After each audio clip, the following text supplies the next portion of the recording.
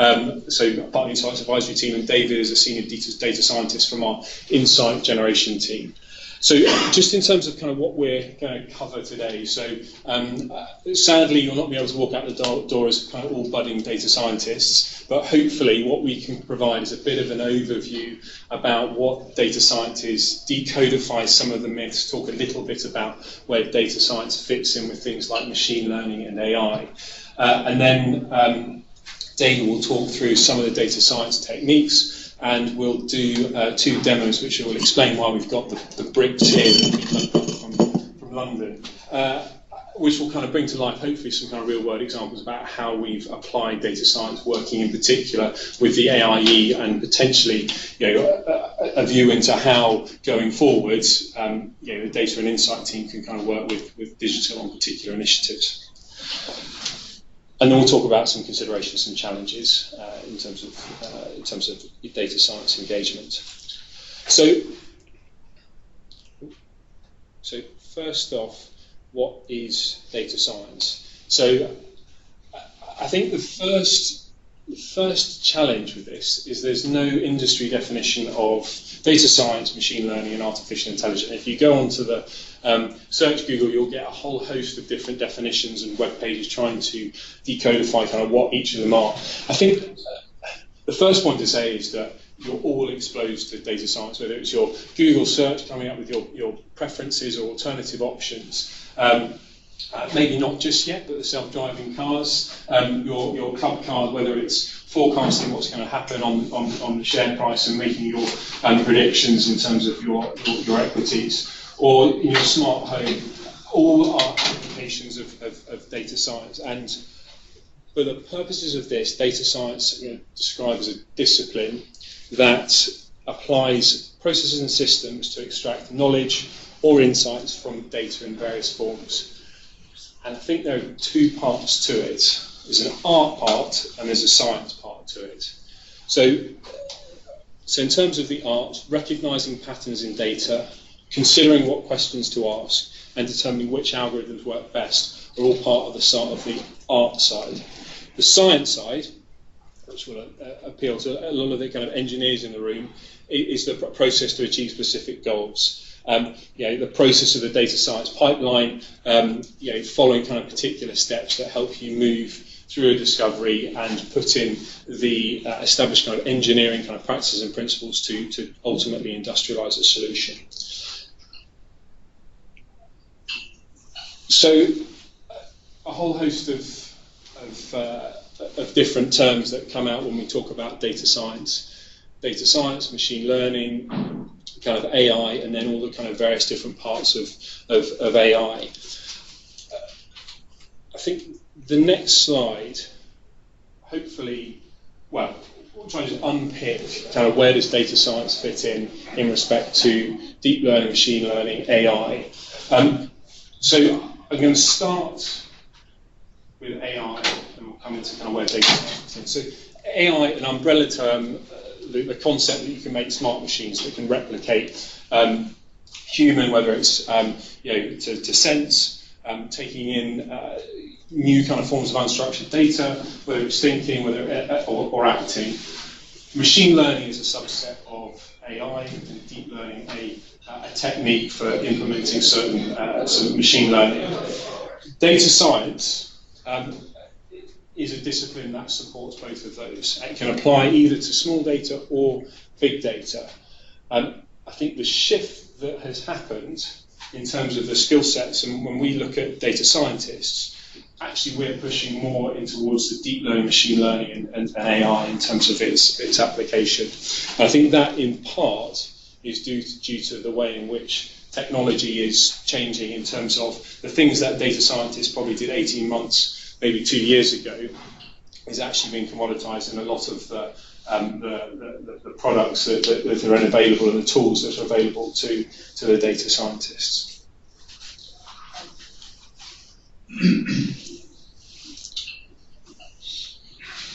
So this is if anyone sees the AI starter pack, but I think it's as applicable for data science, is where we look to apply data science is across the kind of three core aspects of human intelligence. We all, when we make decisions, we consume data and we make a decision based on that data. And that all falls into kind of those three buckets, whether it's sensing, thinking, or acting. And you could describe particularly this part, the move from descriptive to kind of prescriptive analytics, where you're not only saying what's happened previously, but you're also using that data to make predictions and then potential actions which kind of move into act. So I think a lot of what we do in data science now is around supporting organisations and to adopt technologies that support in that adoption of machine learning and AI. So Dave and I are both from Smart Analytics, which is for insights and data, our home for data science and AI. And we broadly structure ourselves into those four areas. And I think this is similarly also how we would approach an engagement. Our advisory team will focus on framing the problem, working with the business, helping identify and prioritise those and evaluate the sets of use cases that we then take forward into an engagement. Then it's the engineering, so building the kind of data pipelines, shaping the data for the data scientists who typically work in the insight generation. And it's not handoffs will work as one team as we are within the data and insight service. I think it's important for setting the context of where the data scientist role fits in. It is part of a kind of a team or unit in order to deliver those insights. So advisory, framing the problem, data engineering, shaping the data for the AI tools, the insight generation, which is where our team from a data science, and then we've got delivery. So if you take the case of Unilever, they have specific roles of storytellers that work with the data scientists and the business about how the business consumes the insights that's then generated. And in terms of that delivery might take various forms. And I think this is where the data science or the insight generation kind of component fits in as part of a kind of broader ecosystem. When we come to talk around some of the kind of demonstrations, you'll see how insights might be surfaced through a web browser, through a chatbot, through a kind of simply kind of reporting dashboard. So quite a busy slide, which I suppose just drills down into that next level of detail. I'll ask David just in a minute just to talk about exactly kind of those interactions from a data scientist. So we kind of put in a bit of a tab in terms of, in order to enable a data science engagement, you have the configuration, maintenance of the infrastructure and platform. You've then got a lot of the hard work around the data engineering aspects, profiling, cleansing, feature engineering, and then you've got the build and development of the model. And the foundation starts that infrastructure and platform, then the data engineering, and that then enables you then to do both the business engagement and the build, evaluating the performance of the models that are developed on the back of that data. Dave, do you want to say a few words just from a data scientist perspective in terms of how that fits in with the other roles in the team? Yeah, so I think it is very important to understand, to work very closely with the business in a lot of these things. So, for example, right at the top we have use case design, and it's important to understand what is it that we need to do to be able to select the right methods to answer a question or to find a solution to work with the data. And I think this is not very different than many other software projects. I guess where this may change a little bit is that sometimes there may be different ways of using data science or machine learning to answer a question, and you may want to run sort of iteratively the results back to the business and show, okay, does this need to change? And so this is why when we get to another slide later on, we'll talk a little bit about the discovery phase, where a lot of this kind of this sort of hypothesis testing happens before then one of them is selected and developed in more detail. So I think what we're keen to do is to bring it to life with a few demonstrations to actually understand what it practically, both from a kind of tooling perspective, but then also the kind of end product. We typically follow a life cycle, again, not dissimilar to, in terms of the GDS life cycle, albeit tailored for data science. And what we're going to kind of talk through is 3 demonstrations, which I suppose is at different stages of maturity through that life cycle. So the first one we'll cover is time series clustering, which is an application of machine learning, and we'll kind of introduce that as a technique and talk about some of its applications, which is really something that we kind of look in terms of the first kind of few weeks in terms of that agile discovery, and then flood warning and the brick app, which both we developed together with the AIE, which is more of an alpha stage. And then what we'll talk about finally is an example from utilities about where we've taken something into production. Hopefully that gives you a sense of how these things progress through the life cycle. Okay. So here we have sort of the data science life cycle. So this is, we'll talk a little bit about a specific sort of model that we would like to fit with certain data to get something out. So, and we'll talk about that in a second. So, for example, with the time series clustering, we may want to find things that behave similarly over time. And so we'll have a set of data and we'll need to find those patterns in the data. And so what I want to show here is how we go through these steps to find these similarities across time. So, for example, at the very beginning, we need to make sure that we have all the requirements in place for this model. So, for example, if I have an activity tracker and I want to see what my activity every day breaks down into, because I spend some time sleeping, some time walking to work, some time driving, and so on, I want to then be able to find these sort of clusters of activities that appear in my activity tracker. And so if this is a task that I'm given, I need to make sure that the data that I have is in place. I need to make sure that the activity tracker has been used in the way that I think it has been, so that I can find these similar activities.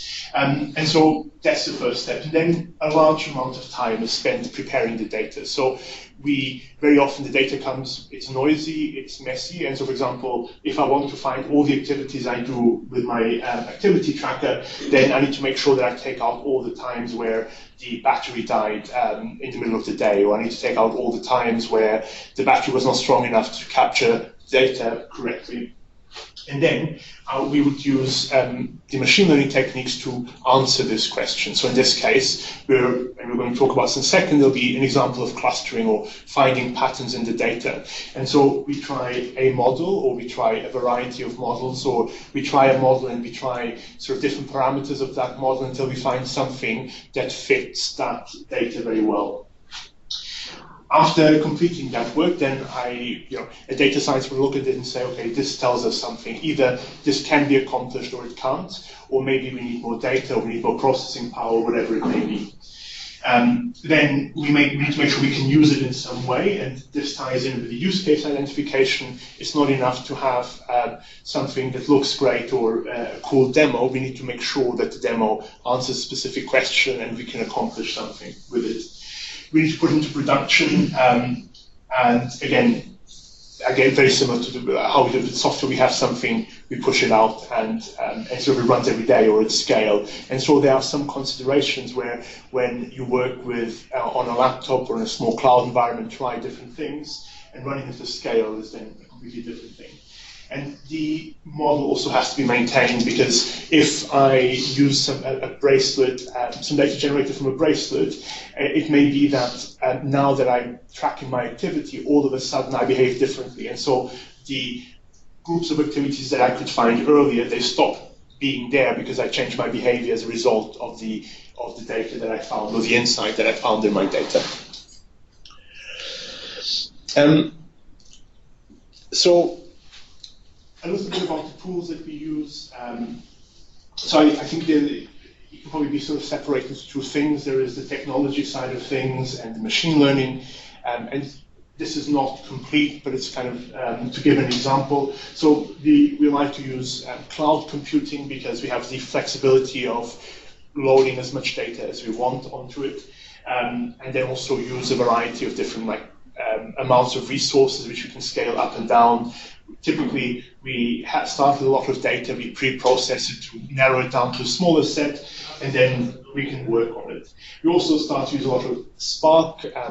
We have tools like Databricks, like companies we partner with, that make it very easy to sort of analyze data with Spark.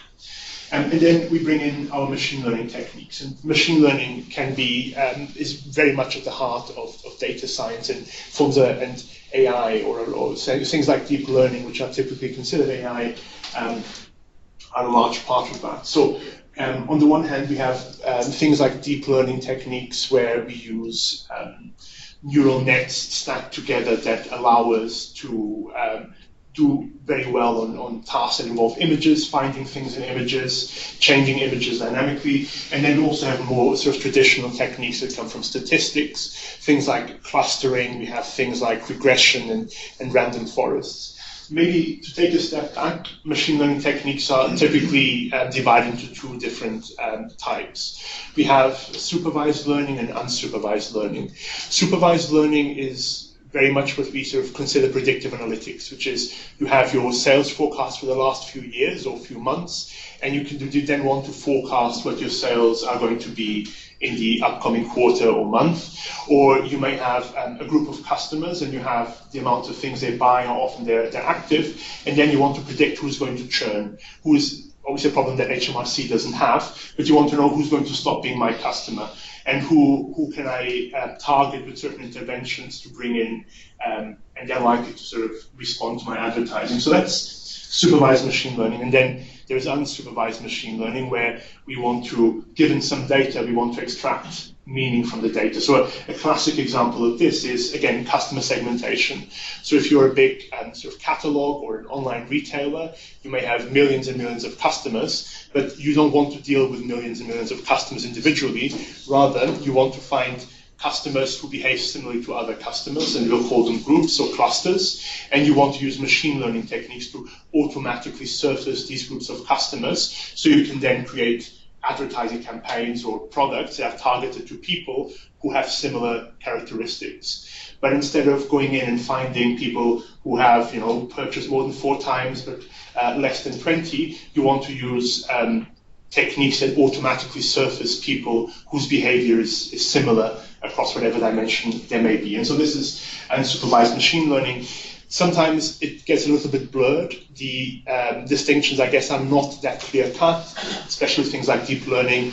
And then there's also other areas that are more sort of cutting edge, things like reinforcement learning, where you learn from your feedback and you keep improving the way you work. That is for another type. So then a little bit about clustering. So as introduced by Ollie, we're going to give one example about time series clustering. This is something that was done here as part of a pilot or a POC.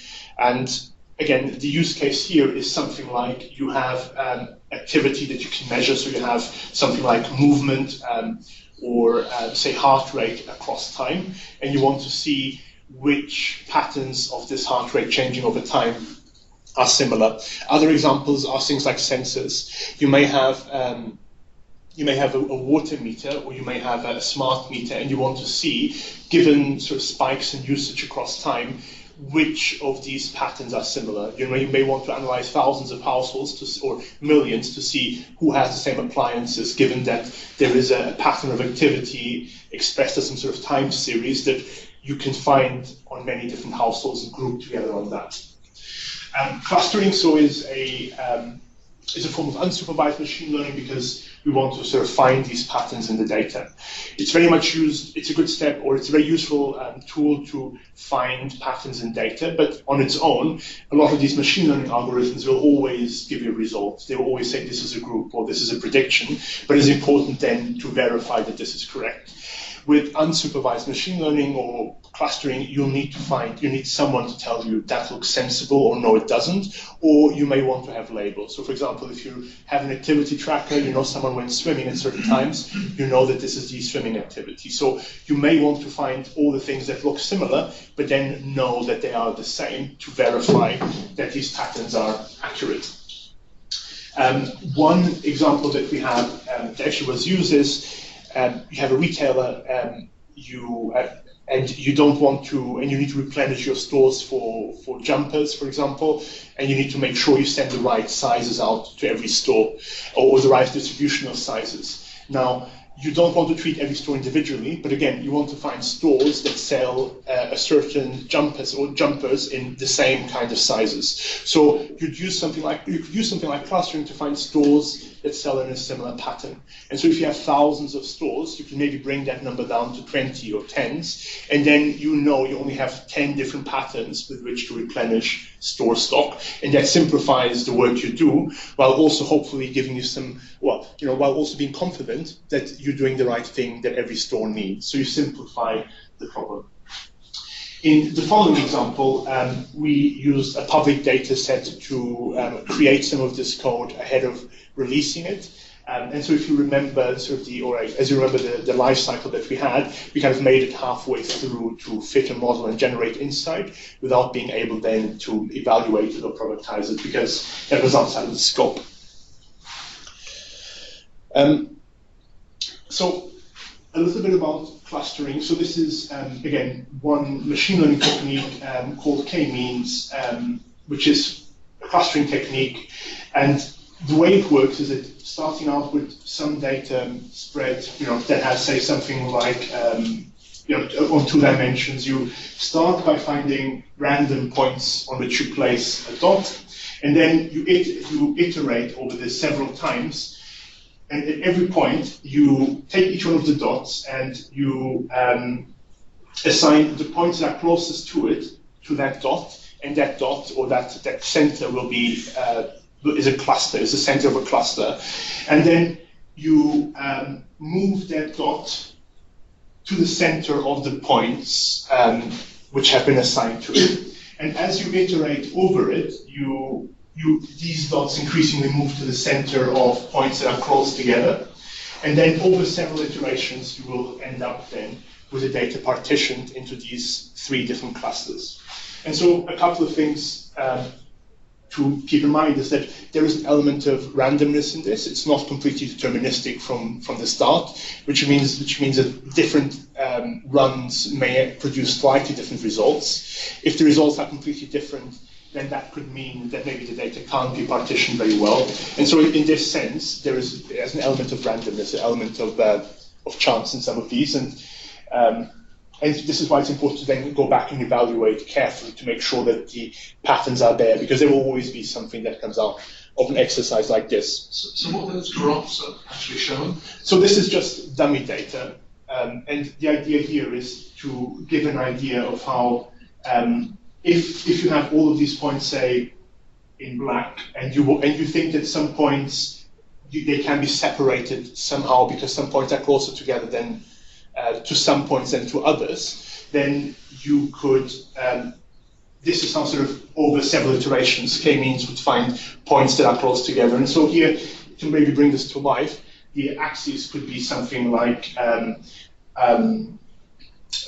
things. So, for example, distance traveled and money spent on transport. So if you have people who have these characteristics, and again, maybe to give another example of customers, you may have percentage of customers who bought a certain product and percentage of customers who've been your customer for more than 1 year. And so you may then want to, and then with this, in this way, you want to find customers whose purchasing pattern and loyalty are similar. You could take any attributes of, whether that's employers, so in HMRC, for instance, you could take attributes of employers that we know and look at testing that to see where naturally out of the data come the employer segments. So, for example, you're looking at either error or fraudulent employers around TRNs, for example, the generation of TRNs. you can then put the data into this and test it based on different attributes of the employer to look at different clusters, groupings that may be worthy of further investigation. So it's not an end in itself, it gives you a jumping off point then to do further analysis into what those clusters may be. Does that make sense? Sort of. Should have fixed the root clusters at the beginning. Yes, that's right, yes. So you have a hypothesis that the data divides into 3 clusters. yeah, exactly. But then there's also things like, so yeah, hypothesis is important, like knowledge, because there's always return something, it's good to know what we expected to find, but also then there are things like, does this stay the same over different runs, or does it change dramatically, which maybe means that there is nothing in there to be found. So that's part of we run a model, but we need to do some tweaking and then just making sure that it's sensible.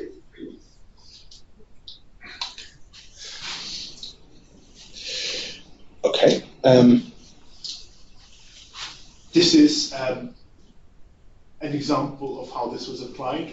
And so here, what we are looking at is we have people who are online or are active in an online forum, and we wanted to see at what times of the day are people most active when engaging in a certain conversation online. So again, this is kind of thing that could be useful for something like Unilever, where you do customer or social media. At what time of day are people reaching out to talk to me? So what kind of patterns of activity do people keep?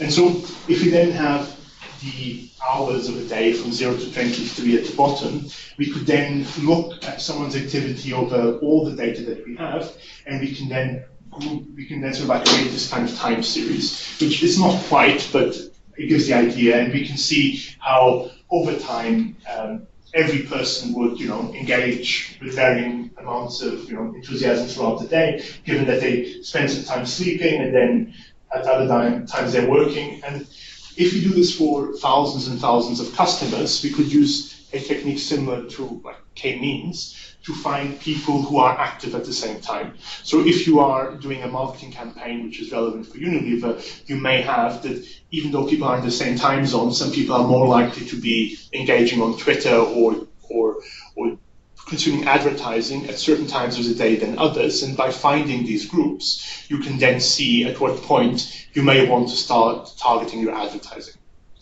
You can apply that, so thinking around some of the digital as a customer journey that people are kind of going through. So if you're looking at push notifications around SMS, for example, there may be customer segments where that's more responsive. And so knowing of all of the customers and employers that HMRC is engaging with, actually who engages at what particular points and who would be most responsive based on that segmentation to a prompt. Another application that we've looked at is around, this was the direct application of this with the real data, was around seasonal employment.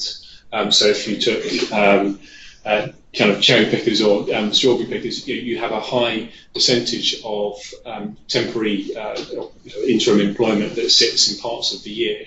If you then profile that, you should be able to see if there are any anomalies to that, which then are worthy of further investigation. So I think this is the sort of technique we'd use very early on in terms of discovery, test the hypothesis and see what the data is showing. And so you can take a sort of short backlog of potential use cases and ideas that you have around how people engage with an organisation to its sort of counterpart, whether it's customers, employers, and test those kind of hypotheses.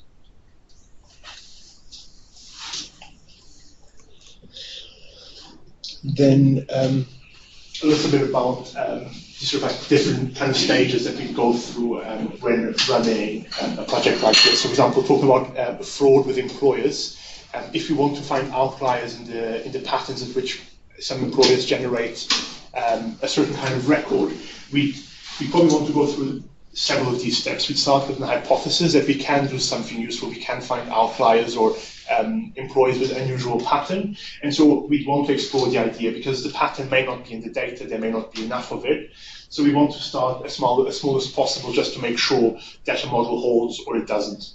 At which point, once we perhaps testing on a subset of ideas or on a subset of the data, or ideally all data, we then want to be able to run it on against all historic data and start using it in production. So if we think that we can find unusual or fraudulent behaviors indicated by by employees being outliers on some dimension, we want to then give that to the team that needs it the most. So this is where the customer engagement or the business engagement comes from, in that the model will give some output, but how useful is it? And that can only be proven once it's been given to the business to use it operationally. At this point, the data science or the AI activities stop, because then you maybe want to build this into a functioning system. And so this is where the delivery comes in. So you may want to expose your suspicious activity either in a batch process that runs every night and scores every single employer, giving them a risk score, or you may have to build an API, which then some sort of security agency can then query by sending a request over and say, what is the score for that person? And then they return an output. Or there may be something else. So at this point, the development moves from a data science or machine learning verification of the model into building a platform that is like a beta with all the bits and pieces around it. And then once everything is all right with that, it'll go live. And then just to reiterate, a model may work very well here, but then because the model has been in production, it may change the way the data looks, which means the model is no longer accurate. Or, on the other hand, it could also just be that the environment in which the model was trained, given that it needs the data to come up with, to exist, it may just stop being relevant to that model, so it needs to be refreshed. So before we move on, so that timeline, so on the bottom is from Unilever. So I suppose that the discovery to beta in 4 to 5, or into live service, up into 6 months. Those are the similar sort of timelines we are getting Home Office to, and the stuff we're doing in the Home Office data analytics capability. So it kind of gives you a sense of actually, with the appropriate infrastructure and the right access to data, actually how quickly we typically would want to work, and where we really would want to kind of push HMRC to. So I'm just going to mention that. So we're just too different. Right. So we've got kind of a couple of demos now, and hopefully kind of bring this to life a bit, which are both quite different in terms of their application of data science and I suppose the end output. So both of the 2 examples we're going to go through now were ones that we did jointly with the AIE.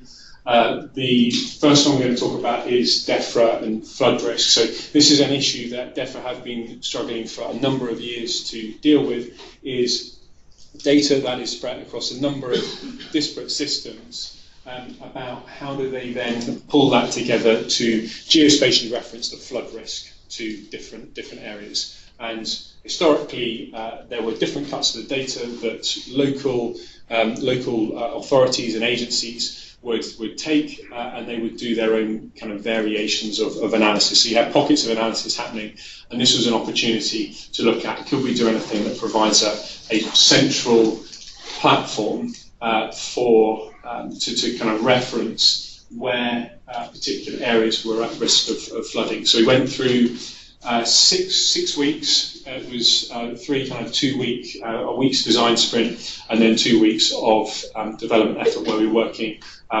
in and amongst the AIE.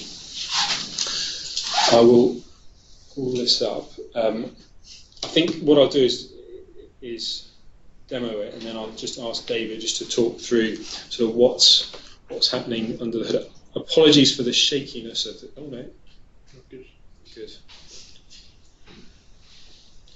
So,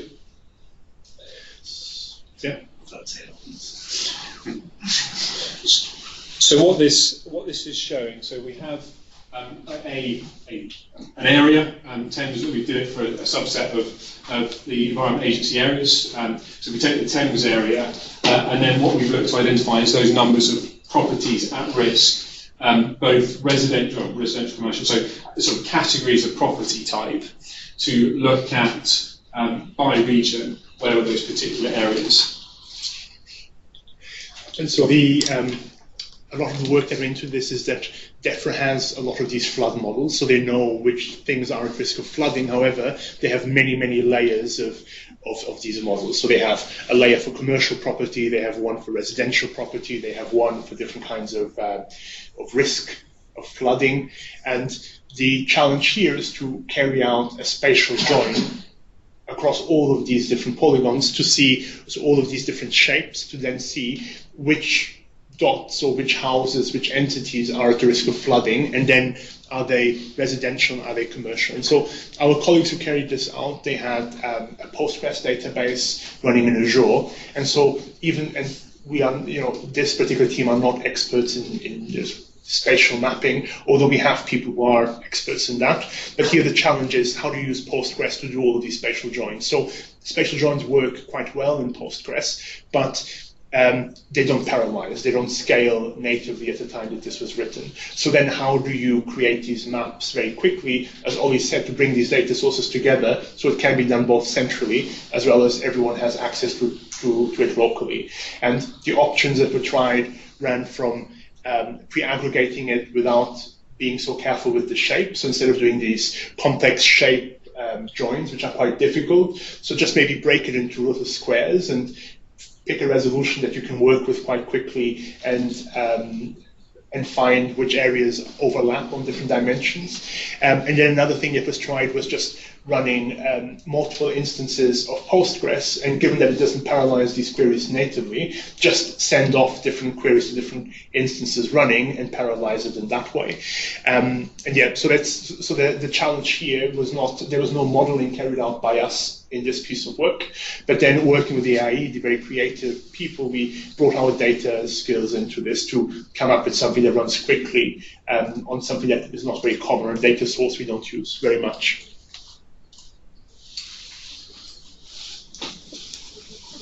So any kind of questions on that? We'll go on to another one, I think, with both of these, and I think hopefully this is kind of where, from data exploitation, I think it's how we're working in some of the other kind of initiatives, is that actually this isn't done in, it's not a data science engagement, it's actually a business outcome and then a different set of capabilities. This isn't purely a insights and data engagement, this is a joint digital and data science engagement, which will also obviously include the data engineering aspects. I think there's a key point around that. I was doing like 2 or 3 weeks as well, so it was very short, sharp piece of work. So. Good point, yeah.